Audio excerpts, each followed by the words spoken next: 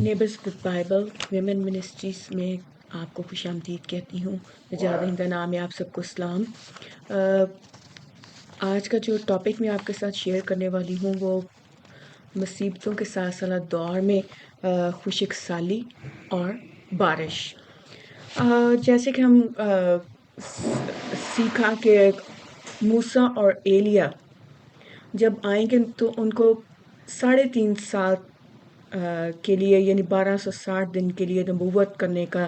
اختیار دیا جائے گا. پھر لکھا ہے کہ وہ ان کو اختیار دیا جائے گا کہ وہ آسمان کو بند کر دیں. تو آسمان کو بند کرنے کا مطلب یہ ہے کہ جتنی دیر تک ان کی نبوت کا زمانہ یعنی 3.5 سال تک آسمان سے بارش نہیں ہوگی اور قحط اور خشک سالی کا دورہ ہوگا. تو جیسے ہی 3.5 سال ختم ہوں گے حیوان موسیٰ اور ایلیا پر غالب آئے گا اور ان کو قتل کرے گا. لیکن اس کے ساتھ ہی قحط اور خشک سالی کا خاتمہ بھی ہوگا اور پھر بارش شروع ہوگی. اور بارش ہونے سے اور موسم کی تبدیلی ہونے سے دوبارہ سے زرخیزی کا جو دورہ بحال ہوگا. زمین پر سرخیزی ہوگی اور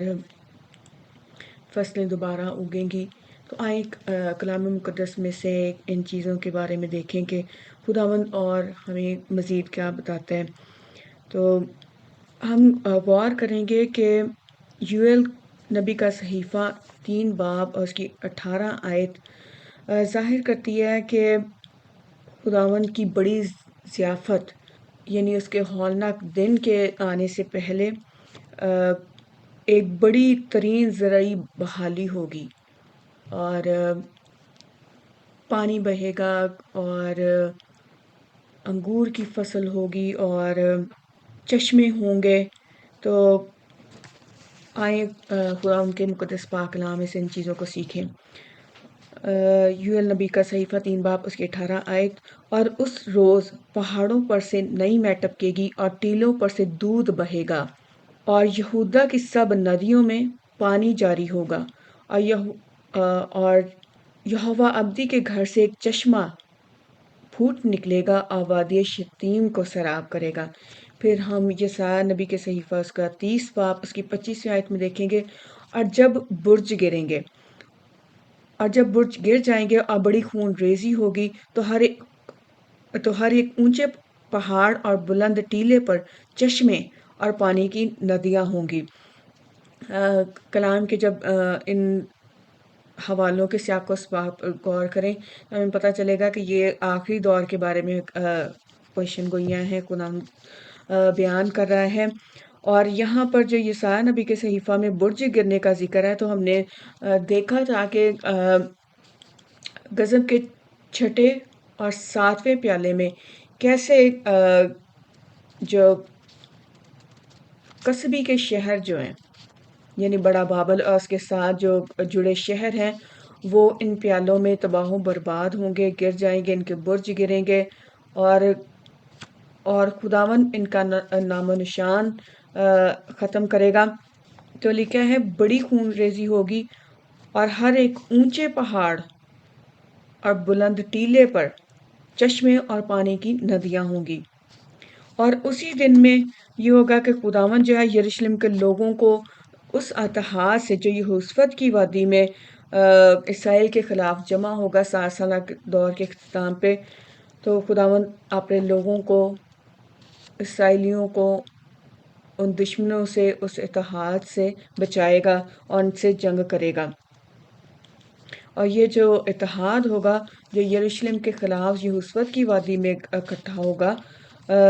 یہ جنوب سے وادی میں داخل ہوگا اور یہوشافط یعنی قدرون کی جو وادی ہے اس میں اپنی پوزیشن سنبھالے گا. جیسے ہم یوئیل نبی کے صحیفہ اس کا 3 باب 11 سے 12 آیت میں دیکھتے ہیں.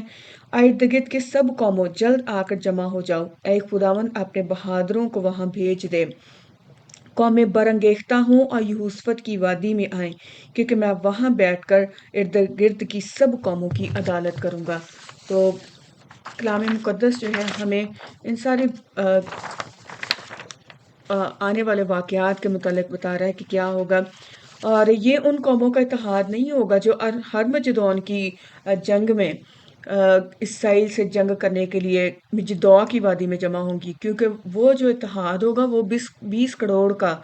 ہوگا، اور یہ مجدوع کی وادی میں ہوگا جو دریائے فرات کے خشک ہو جانے سے مجدوع کی وادی میں آئے گا۔ اور یہ جو اتحاد کی یہاں پر ہم بات کر رہے ہیں، یہ یہوشفت کی وادی میں جنوب کے راستے سے داخل ہوگا، اور اس اتحاد کے جو دشمن مجدوع کی وادی میں جمع ہوں گے ان میں سے صرف 1/3 لوگ مریں گے، لیکن جو دشمن یہوشفت کی وادی میں جمع ہوں گے ان میں سے صرف چند ایک بچے گے جن کو خدا استعمال کرے گا کہ وہ جا کر اپنے اپنے ملکوں میں خدا کے بارے میں، خدا کے سلوک کے بارے میں جو وہ اپنے لوگوں اسرائیل سے کرے گا اس کی گواہی دے سکیں۔ اور لیکن ان کے بارے میں نہیں بتایا گیا کہ یہ کتنے ہوں گے، لیکن کلام ہمیں ضرور یہ بتاتا ہے کہ خدا جو ہے اس دنیا سے تمام بدکاروں کو اس وقت ہلاک کرے گا۔ اس بات کو ذہن میں رکھیں کہ ہرمجدون کی جنگ میں صرف 1/3 لوگ مارے جائیں گے، جو 20 کروڑ کا اتحاد ہے اس میں سے 1/3، لیکن جو یہوشفت کی وادی کی جنگ میں فوجیں جمع ہوں گی اس میں خدا تقریباً سب بدکاروں کو ہلاک کرے گا، اور چند ایک کو جن پر حوان کی چھاپ نہیں ہوگی ان کو رہنے دے گا تاکہ وہ خداوند کے گواہ ہوں۔ یہوشفت کی جنگ میں لڑنے کے لیے خدا اپنی تمام فوج و لشکروں کے ساتھ آسمان سے آئے گا۔ یسوع مسیح اپنے تمام فرشتوں کے ساتھ آسمان سے آئے گا تاکہ ان فوجوں کو جو فیصلہ کی یعنی یہوشفت کی وادی میں، جس کا انفصال کی وادی بھی کہا گیا ہے، اس وادی میں شکست دے گا، یہاں تک کہ تمام باقی دنیا میں بھی فوجوں کو شکست دے گا، جیسے ہم یوئیل کے نبی کے صحیفہ اس کے 3 باب کی 11ویں اور 12ویں میں آیت میں ہم نے پڑھا، اور یہاں پر ہم دوبارہ اس آیت کو دہرائیں گے۔ ارد گرد کی سب قوموں جلد آ کر جمع ہو جاؤ، اے خداوند اپنے بہادروں کو وہاں بھیج دے، قومیں برانگیختہ ہوں اور یہوشفت کی وادی میں آئیں، کیونکہ میں وہاں بیٹھ کر ارد گرد کی سب قوموں کی عدالت کروں گا۔ یہ دوسری کولو یعنی میں کے حوض کی جگہ ہے جو خدا کے چند دشمنوں کے علاوہ سب کے لیے مخصوص ہے۔ یہ ان تمام بدکاروں کو خدا ہلاک کرے گا جو دوسری اور آخری بار اسرائیل کے خلاف جمع ہوں گے، اور 1000 سالہ دور سے پہلے، اور صرف چند ہی دشمن جو ہیں وہ بچ پائیں گے جن پر حیوان کی چھاپ نہیں ہوگی، اور وہ اس جنگ کے ختم ہونے سے پہلے جب یسوع مسیح کو بادلوں پر بڑی قدرت کے ساتھ، طاقت کے ساتھ، اپنے فرشتوں کے ساتھ آتے ہوئے دیکھیں گے تو وہ اس پر ایمان لے آئیں گے۔ ہم ایک حوالہ پڑھیں گے، یوئیل کی کتاب اس کا 3 باب اس کی 13ویں سے 21ویں آیت۔ ہنسوا لگاؤ کیونکہ کھیت پک گیا ہے، آؤ روندو کیونکہ حوض لبالب اور کولو لبریز ہیں، کیونکہ ان کی شرارت عظیم ہے، گروہ پر گروہ انفصال کی وادی میں ہے،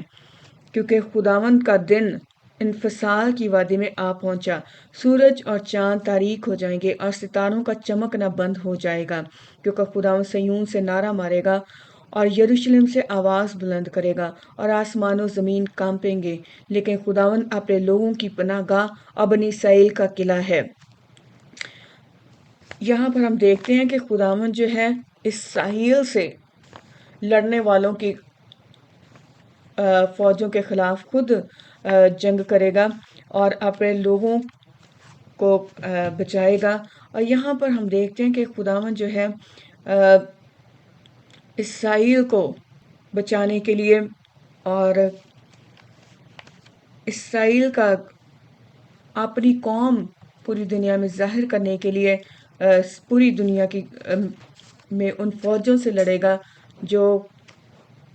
نجات دہندہ کا مقابلہ کرنے کے لیے، اسرائیل کا مقابلہ کرنے کے لیے جمع ہوئی ہوں گی۔ لیکن خداوند اپنے لوگوں کی پناہ گاہ اور بنی اسرائیل کا قلعہ ہے۔ بس تم جانو گے کہ میں خداوند تمہارا خدا ہوں، جو صیون میں اپنے کوہ مقدس پر رہتا ہوں، تب یروشلم بھی مقدس ہوگا، اور پھر اس میں کسی اجنبی کا گزر نہ ہوگا، اور اس روز پہاڑوں پر سے نئی مے ٹپکے گی۔ یہاں پر ہم دیکھ رہے ہیں کہ اس روز پہاڑوں پر سے نئی مے ٹپکے گی، جب خداوند جو ہے ان قوموں سے جنگ کرنے کے لیے آئے گا، تو اس وقت پہاڑوں میں سے نئی مے ٹپک رہی ہوگی، کیونکہ پہلے 3.5 سالہ دور میں قحط تھا، اور اگلے 3.5 سالہ دور میں نئی فصلیں ہوئیں، اور انگور کی فصل کو تیار ہونے کے لیے، اس کے پھل کو تیار ہونے کے لیے، مے کے لیے تقریباً 3.5 سال کا عرصہ لگتا ہے۔ اور اس روز پہاڑوں پر سے نئی مے ٹپکے گی، اور ٹیلوں پر سے دودھ بہے گا، اور یہودا کی سب ندیوں میں پانی جاری ہوگا، اور خداوند کے گھر سے ایک چشمہ پھوٹ نکلے گا، اور وادی شتیم کو سیراب کرے گا۔ مصر ویرانہ ہوگا اور ادوم سنسان بیابان، کیونکہ انہوں نے بنی یہودا پر ظلم کیا اور ان کے ملک میں بے گناہوں کا خون بہایا۔ لیکن یہودا ہمیشہ آباد اور یروشلم پشت در پشت قائم رہے گا، کیونکہ میں ان کا خون پاک قرار دوں گا، جو میں نے اب تک پاک قرار نہ دیا تھا، کیونکہ خداوند صیون میں سکونت پذیر ہے۔ تو ہم دیکھتے ہیں کہ یہ وہ دن ہوگا جس میں خدا سب قوموں کو جلدی جمع ہونے کے لیے بلائے گا، لیکن اس بار برہ کے ساتھ فیصلہ کرنے اور اس کے خلاف جمع ہونے والی تمام قوموں کو مکمل طور پر شکست دینے کے لیے بیٹھے گا۔ یہ سب غضب کے چھٹے پیالے کے نازل ہونے کے بعد اپنے ہلاک ہونے سے کچھ گھنٹہ پہلے مکمل طور پر جمع ہو جائیں گے، اور اسی دن جو قصبی کے جو برج ہیں وہ بھی گریں گے۔ اور غور کریں کہ کلام کا جو اگلا حصہ ہے، یعنی یسایہ 30 و 25 آیت میں دیکھتے ہیں کہ شہروں اور فوجوں کے تباہ ہو جانے سے پہلے پہاڑوں اور ندیوں پر سے پانی بہے گا، اور اس کے فوراً بعد سب زلزلوں سے ایک بڑا زلزلہ آئے گا، جس سے پہاڑ جو ہیں کبھی نہیں ملیں گے۔ آئے میرے ساتھ نکالیں یسایہ نبی کا صحیفہ 30 و 25 آیت۔ اور جب برج گریں گے اور بڑی خون ریزی ہوگی، تو ہر ایک اونچے پہاڑ اور بلند ٹیلے پر چشمے اور پانی کی ندیاں ہوں گی۔ اور ہم دیکھتے ہیں کہ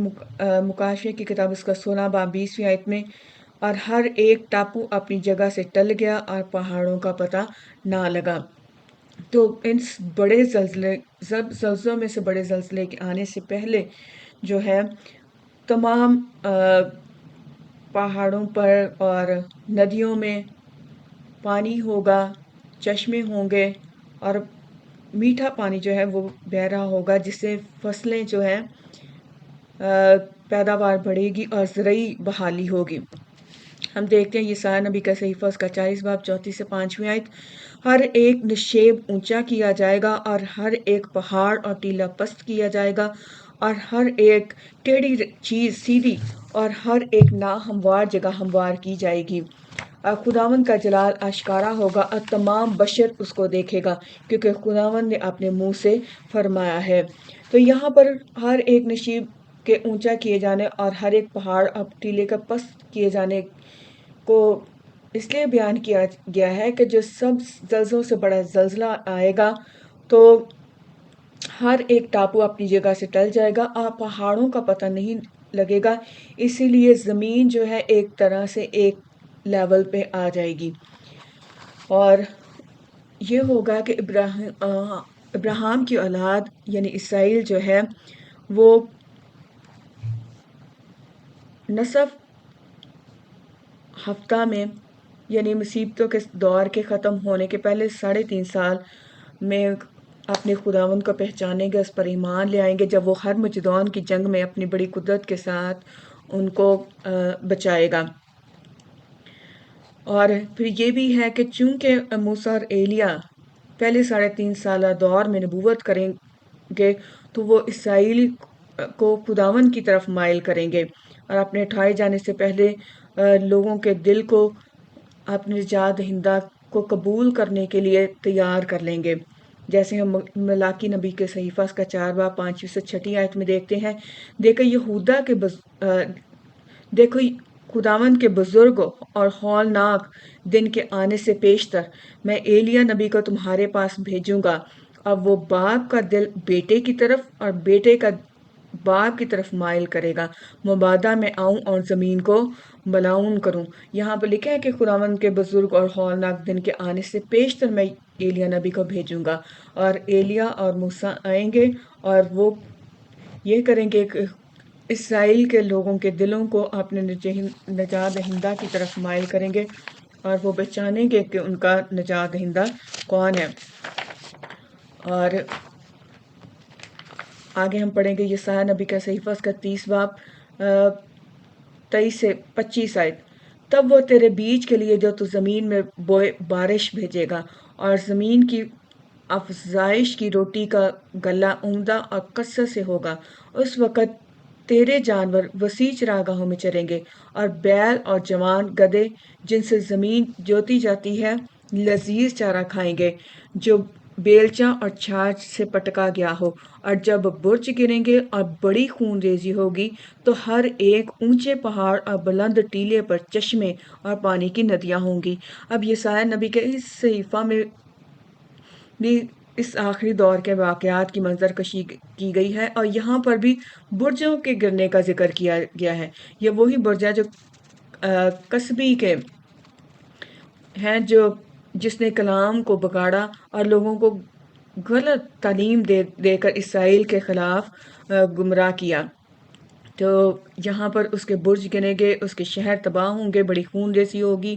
اور ہر ایک اونچے پہاڑ اور بلند ٹیلے پر چشمے اور پانی کی ندیاں ہوں گی۔ اور جیسے ہم نے دیکھا کہ اس وقت جو فوجیں اسرائیل سے جنگ کرنے کے لیے ہوسوت کی وادی میں جمع ہوں گی، تو خداوند ان میں سے ایک بقیہ بچائے گا جن پر حیوان کی مہر نہیں ہوگی، اور خداوند ان بقیہ کو ان کے ملکوں میں بھیجے گا تاکہ وہ خداوند کا اسرائیل کے لوگوں کے ساتھ برتاؤ کو بیان کریں، جیسے ہم یسایہ نبی کے صحیفہ اس کے 66 باب کی 19ویں آیت میں دیکھتے ہیں۔ یہاں پر لکھا ہے، وہ وقت آتا ہے کہ میں تمام قوموں اور اہل لغت کو جمع کروں گا، اور وہ آئیں گے اور میرا جلال دیکھیں گے، تب میں ان کے درمیان ایک نشان نصب کروں گا، اور میں ان کو جو ان میں سے بچ نکلیں قوموں کی طرف بھیجوں گا، یعنی ترسیس اور پول اور لود کو جو تیر انداز ہیں، اور توبل اور یوان کو، اور دور کے جزیروں کو جنہوں نے میری شہرت نہیں سنی اور میرا جلال نہیں دیکھا، اور وہ قوموں کے درمیان میرا جلال بیان کریں گے۔ یہاں پر ہم یہ بھی دیکھتے ہیں کہ کلام مقدس میں کہیں بھی اسرائیل کے مکمل طور پر ختم ہو جانے یا تباہ ہو جانے کے خیالات پائے نہیں جاتے۔ کبھی بھی خدا نے ایسا نہیں کر دیا کہ کہا کہ وہ اسرائیل کو ہمیشہ کے لیے رد کیا ہے یا اسے ختم کر دیا ہے، بلکہ بالکل اس کے الٹ خداوند کا کلام ہمیں اسرائیل کے بارے میں خدا کے عظیم منصوبوں کی آگاہی دیتا ہے، اور جو اسرائیل کے ختم ہو جانے کی تعلیم دیتے ہیں اور ایسا چاہتے ہیں، وہ بڑی کسبی ہے جس نے اپنی میں پوری دنیا کو پھیلائی ہے اپنی غلط کلمات کے وسیلہ سے۔ اور ہم دیکھیں گے یسایہ نبی کے صحیفہ اس کا 66 باب اس کی 20ویں سے 22ویں آیت میں کہ کیسے خداوند اسرائیل کے لیے ابدی سلامتی کا وعدہ کرتا ہے، اور کہتا ہے اور ابدی فرماتا ہے کہ وہ تمہارے سب بھائیوں کو تمام قوموں میں سے گھوڑوں اور رتھوں پر اور پالکیوں میں اور کھچروں پر اور سانڈنیوں پر بٹھا کر ابدی کے ہدیہ کے لیے یروشلم میں میرے کوہ مقدس کو لائیں گے، جس طرح سے بنی اسرائیل ابدی کے گھر میں پاک برتنوں میں ہدیہ لاتے ہیں۔ اور خداوند فرماتا ہے کہ میں ان میں سے بھی کاہن اور لاوی ہونے کے لیے لوں گا۔ ابدی فرماتا ہے جس طرح نیا آسمان اور نئی زمین جو میں بناؤں گا میرے حضور قائم رہیں گے، اسی طرح تمہاری نسل اور تمہارا نام باقی رہے گا۔ یہاں پر خداوند کہہ رہا ہے کہ جیسے نیا آسمان اور نئی زمین قائم رہے گی، اسی طرح خداوند اسرائیل کا نام جو ہے، یروشلم کا نام ہے، ہمیشہ کے لیے قائم کرے گا۔ تو خداوند کے وعدے جو ہیں وہ اسرائیل کے ساتھ اور اپنے لوگوں کے ساتھ جو پوری دنیا میں اس پر ایمان آتے ہیں اٹل اور ہمیشہ قائم ہے۔ اور اس وقت پھر یہ ہوگا کہ نئی میں بڑی کثرت سے ہوگی اور خداوند اسرائیل کے ساتھ اپنے وعدوں کو پورا کرے گا۔ اور ابھی ہم دیکھتے ہیں یسایا نبی کے صحیفہ اس کے 66 باب اس کی پہلی سے 10ویں آیت کا مطالعہ کریں تو ہم اس میں دیکھتے ہیں کہ خداوند بتاتا ہے کہ پیشتر اس سے کہ اسے درد لگے، اس نے جنم دیا سے پہلے کہ اس کو درد ہو اسے بیٹا پیدا ہوا۔ ایسی بات کس نے سنی، ایسی چیزیں کس نے دیکھی؟ کیا ایک ہی دن میں کوئی ملک پیدا ہو سکتا ہے؟ کیا یک بارگی ایک قوم پیدا ہو جائے گی؟ کیونکہ سیون کو درد لگے ہی تھے کہ اس کی اولاد پیدا ہو گئی۔ خداوند فرماتا ہے کیا میں اسے ولادت کے وقت تک لاؤں اور پھر اسے ولادت نہ کراؤں؟ تیرا خداوند فرماتا ہے کیا میں جو ولادت تک لاتا ہوں ولادت سے باز رکھوں؟ تم یروشلم کے ساتھ خوشی مناؤ، اس کے سبب سے شادمان ہو، اس کے سب دوستوں جس کے لیے ماتم کرتے تھے اس کے ساتھ نہایت خوش ہو۔ یہاں پر اسرائیل کی اولاد یعنی اسرائیل کے دکھ اور مصیبت کے اس وقت میں سے گزر جانے اور پھر اس مصیبت کے خاتمے پر خوشی اور شادمانی حاصل کرنے کو دیکھتے ہیں، اور خدا بتاتا ہے کہ کیسے وہ اپنے لوگوں کو اس سارے دکھ میں سے گزار کر حقیقی اور خوشی اور شادمانی کے اس 1000 سالہ دور میں لے کے آئے گا۔ اور ہم کلام مقدس میں سے دیکھیں گے کہ مصیبت کے دور کے پہلے نصف میں خشک سالی اور قحط کے دوران خداوند جو ہے میوہ اور تیل کو محفوظ رکھے گا۔ جیسے ہم مکاشفہ کی کتاب اس کے 6 باب 6 آیت میں دیکھتے ہیں، لکھا ہے اور میں نے گویا ان چاروں جانداروں کے بیچ میں سے یہ آواز آتی سنی کہ گیہوں دینار کے سیر بھر اور جو دینار کے 3 سیر اور تیل اور میوہ کا نقصان نہ کر۔ غضب کا جو 7واں پیالہ ہے وہ مصیبت کے دور کے قریبی خاتمے پر ایک بڑے پیمانے پر زرعی بحالی کی خصوصیات ہے، لیکن انگور کی وافر فصل کے لیے تقریباً 3.5 سال کا عرصہ لگتا ہے، اور اس فصل کو لیکن انگور کی وافر فصل جو ہے ان واقعات کو ستمبر کے وسط میں یعنی یہودی کیلنڈر کے مطابق الول مہینے کے خاتمے کے قریب ختم کرتی ہے۔ اور یہ بھی نوٹ کریں گے کہ خشک سالی کے ختم ہونے سے انگور کی فصل کی وصولی کے لیے تقریباً 3.5 سال کا عرصہ درکار ہوگا۔ اور یوئیل نبی کا صحیفہ اس کا 3 باب اس کی 18ویں آیت میں لکھا ہے، اور روز پہاڑوں پر سے نئی مے ٹپکے گی اور ٹیلوں پر سے دودھ بہے گا اور یہودا کی سب ندیوں میں پانی جاری ہوگا۔ خداوند کے گھر سے ایک چشمہ پھوٹ نکلے گا اور وادی شتیم کو سیراب کرے گا۔ تو اگلے 3.5 سالہ دور میں جب خداوند بحالی لائے گا تو پھر کثرت کی بحالی ہوگا، کیونکہ وہ اپنے لوگوں کے لیے کثرت سے میں اور کثرت سے زرعی بحالی کا انتظام کرے گا تاکہ وہ اس 1000 سالہ دور میں خداوند کی نعمتوں سے آسودہ ہو سکیں، اور خدا کے لیے جو ان شریعت کے قانون کے مطابق اسرائیل کے لیے مقرر کیے گئے ہیں عبادتی انتظام ان کو پورا کرے۔ اور زکریا نبی کے صحیفہ اس کا 14 باب اس کی 8ویں سے 10ویں آیت میں بھی دیکھتے ہیں، اور اس روز یروشلم سے آب حیات جاری ہوگا اور جس کا آدھا بحر مشرق کی طرف بہے گا اور آدھا بحر مغرب کی طرف۔ گرمی سردی میں جاری رہے گا، اور خداوند ساری دنیا کا بادشاہ ہوگا۔ اس روز ایک ہی خداوند ہوگا، اس کا نام واحد ہوگا۔ یہ اسی زمین پر 1000 سالہ دور کے متعلق بیان کیا گیا ہے کہ خداوند کیسے اس وقت پوری دنیا پر بادشاہی کرے گا اور اس کا نام واحد ہوگا۔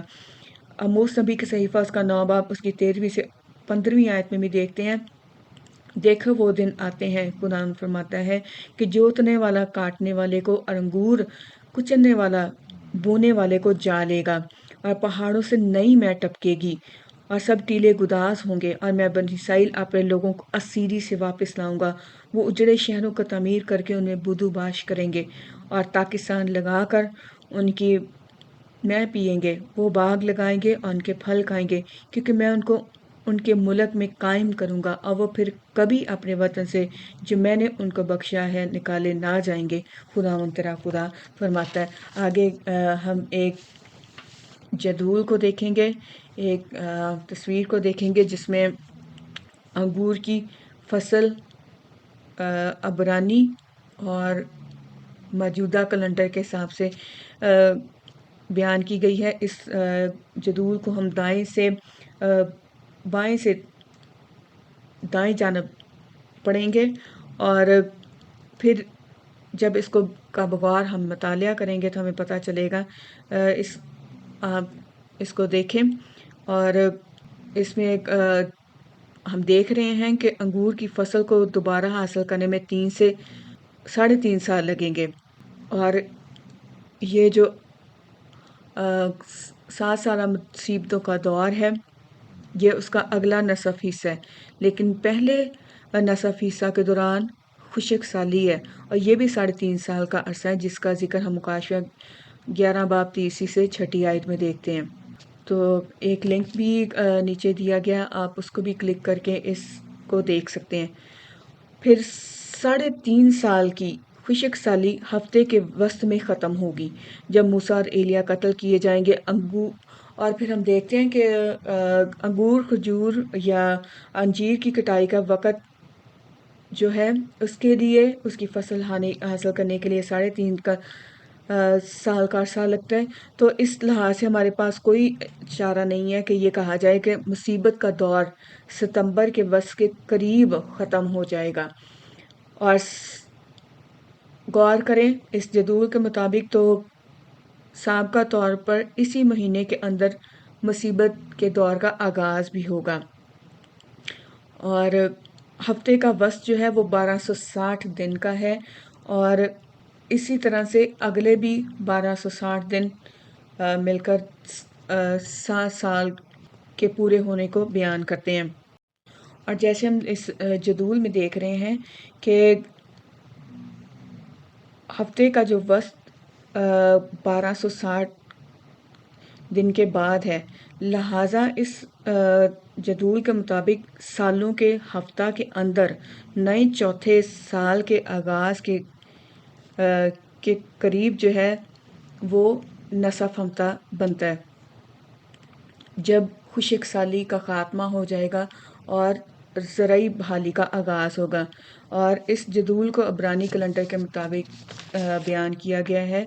اور آگے عبرانی کیلنڈر بھی آپ کو دکھایا گیا ہے۔ تو خداوند جو ہے وہ ان ساری چیزوں کو اس لیے مہیا کرتا ہے تاکہ ہم اس کے عظیم منصوبوں کو جان سکیں اور کلام میں اس کے وعدوں کو سمجھ سکیں کہ وہ کیسے اپنے کلام کو پورا کرنے کے لیے وفادار ہے، اور جو وعدہ اس نے ابراہیم کے ساتھ کیا، اس کی نسل کے لیے کیا، اس کو پورا کرنے پر قادر ہے۔ خداوند اپنے کلام کے وسیلہ سے ہمیں خاص برکت دے، آمین۔